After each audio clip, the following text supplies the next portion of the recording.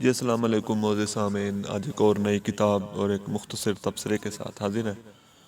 آج بر صغیر پاک و ہند کے مشہور شاعر گلزار کے حوالے سے ایک کتاب ہے جس کا نام ہے گلزار نامہ، اور اس کے مرتب کرنے والے ہیں اقبال نظر اور شاہدہ تبسم۔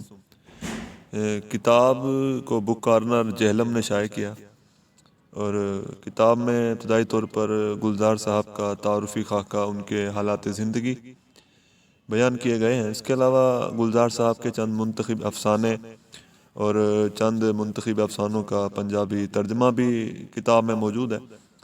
اس کے علاوہ اقبال صاحب کے فکر و فن پر برصغیر کے اہم ترین مصنفین اور ناقدین کے تنقیدی مضامین بھی شامل ہیں۔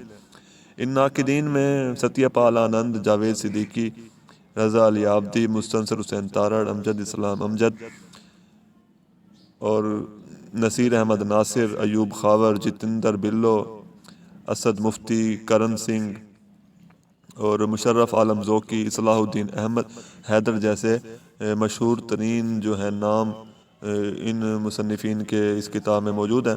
اس کے علاوہ کتاب کے آخر میں جو ہے وہ جو اقبال صاحب کا آبائی شہر ہے، یعنی ان کی جو جائے پیدائش ہے جہلم میں ہوئی، تو جہلم کی تاریخ بھی بڑے خوبصورت انداز میں جو ہے اس کتاب میں بیان کی گئی ہے۔